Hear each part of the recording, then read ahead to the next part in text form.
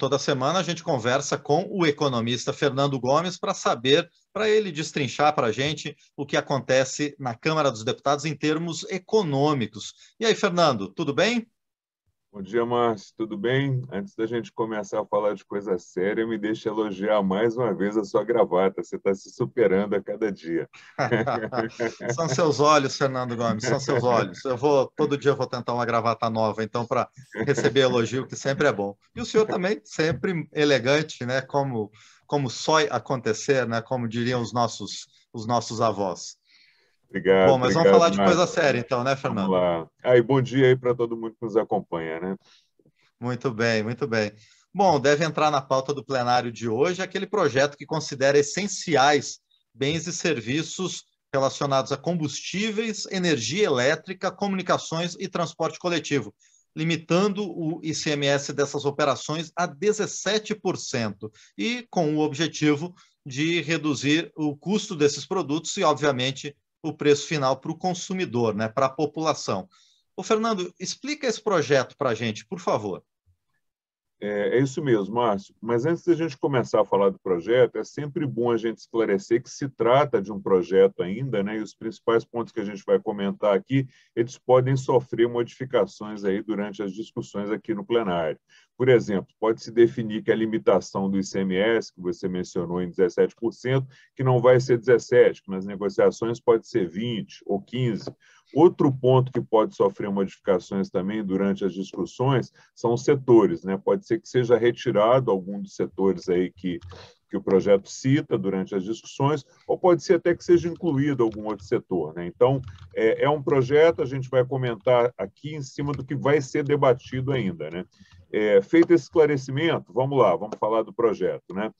Como se disse, o primeiro ponto do projeto é considerar como essenciais, indispensáveis, fundamentais aí para a população esses setores: combustíveis, energia elétrica, comunicações e transporte coletivo, né? E a partir da definição desses setores como essenciais, o passo seguinte do projeto é definir que os bens e serviços que são ligados a esses setores tenham o ICMS limitado aí ao máximo de 17%, ou seja, o máximo que pode ser cobrado de ICMS em qualquer operação envolvendo a venda desses bens e serviços para a população vai passar a ser 17% se o projeto for aprovado dessa forma.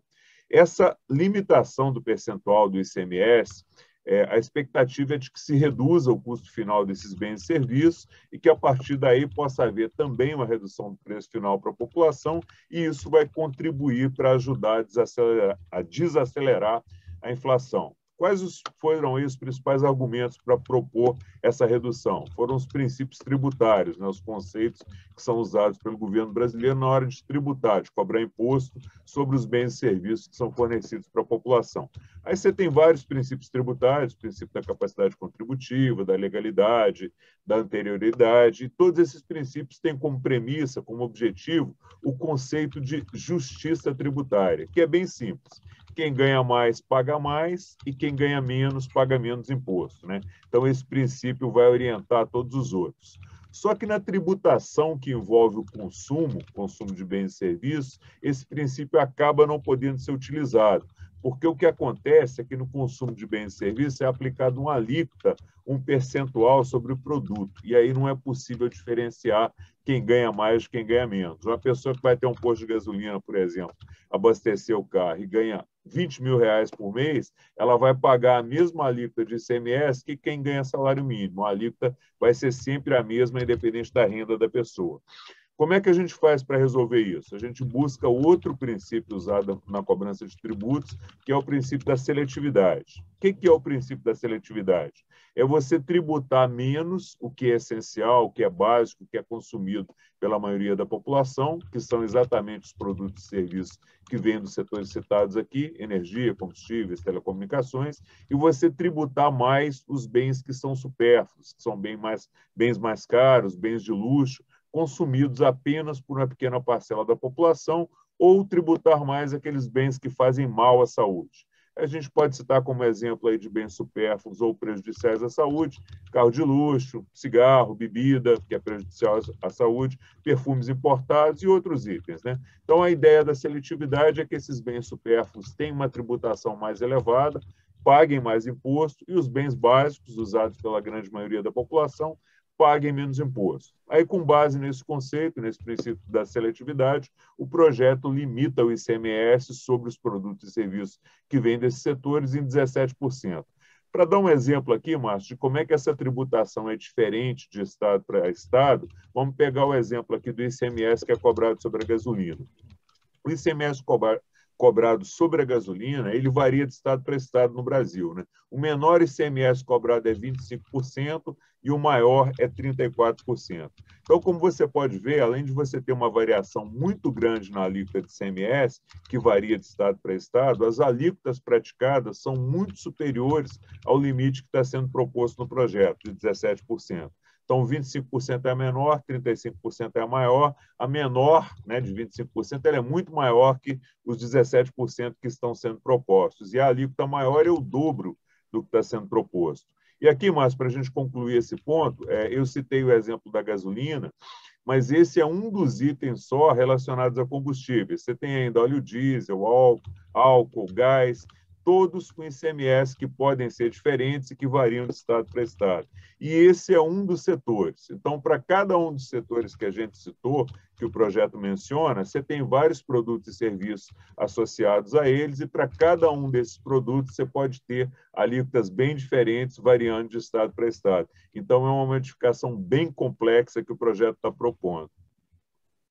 Pois é, Fernando. Por que essa diferença de alíquota que você citou, de 25% até 35%, acaba sendo tão grande? E também em relação ao que o projeto está propondo, de 25% no mínimo para 17%.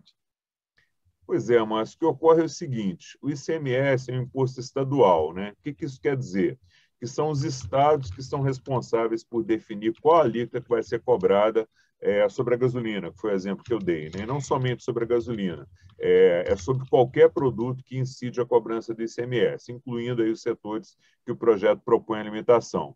Como a gente viu no exemplo da gasolina, além de definir uma alíquota diferenciada, os estados, em regra, eles praticam alíquotas que são bem superiores aos 17% que o projeto estabelece. E aí que o projeto entra com um argumento muito forte aí, que eu acho que é exatamente de usar o princípio da seletividade. Você não pode cobrar mais imposto sobre o bem ou serviço que é essencial para a população, como energia elétrica, como combustíveis, e colocar no mesmo nível de imposto bens como, por exemplo, um uísque de 30 anos, uma champanhe francesa ou um perfume importado. Não é justo do ponto de vista tributário. Então, o projeto visa, né, no fim da linha, com essa limitação de 17%, reduzir o ICMS sobre esses bens e serviços considerados indispensáveis, importantes aí para a grande maioria da população. E aí, reduzindo o custo desses produtos, você reduz o preço para a população e contribui também para reduzir a inflação.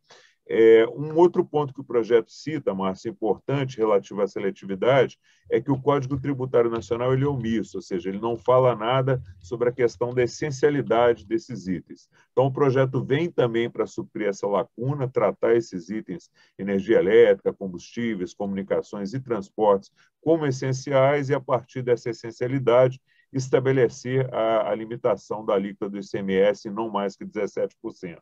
Então, está tudo certo, né? Conceitos entendidos, tudo dentro da lógica tributária aí de cobrar menos sobre os bens que a população usa mais. Vamos aprovar o projeto no Congresso, sancionar e aplicar, né? Não é tão fácil assim, porque tem algumas dificuldades aqui. Como a gente disse no início, o ICMS é um imposto estadual e os estados hoje têm toda uma estrutura para estabelecer aí alíquotas, cobrar ICMS sobre esses bens e serviços relacionados aos setores que o projeto estabelece. Então, os estados teriam que reorganizar toda a sua estrutura de cobrança de ICMS para ajustar as alíquotas atualmente cobradas para as novas alíquotas definidas pelo projeto. E, além desse ponto, entra outro ponto mais complicado ainda. Os estados vão perder arrecadação com a redução do ICMS. E aí entra o grande entrave de qualquer alteração tributária, né? Que tem sido, inclusive, o entrave para o Brasil fazer uma reforma tributária mais ampla que ele tenta fazer há décadas. Quem perde a arrecadação sempre grita e passa a não querer mais a reforma, passa a ser contrário à reforma. Então, o projeto ele é meritório, ele está alinhado aí aos princípios de justiça tributária, ele ajuda na redução de preços, ajuda no controle da inflação, mas o Congresso e o governo vão ter que contornar esse importante obstáculo, que é a perda de arrecadação que os estados podem ter com essa mudança e, obviamente, a reação que eles vão ter ao projeto. Então, é isso, Márcio. Muito bem, Fernando. Vamos ver agora, vamos ver como é que fica a atuação dos governadores dos estados, né, junto às suas bancadas, para ver quanto avança essa proposta aqui na Câmara, e ela pode, como você falou no começo, vir ao plenário ainda hoje, mesmo após essas negociações. E, com certeza, depois da aprovação dele ou da sua eventual rejeição, a gente volta a conversar sobre isso, né, Fernando?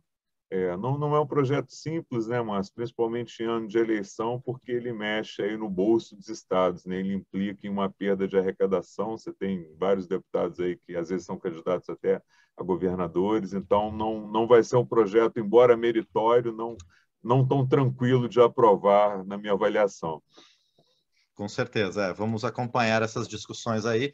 E por enquanto eu agradeço a você, Fernando, mais uma vez, por explicar para a gente mais aspectos dessa proposta aí que reduz o ICMS em produtos essenciais e nos quais podem ser incluídos combustível, energia elétrica e outros. Obrigado, Fernando. Até semana que vem.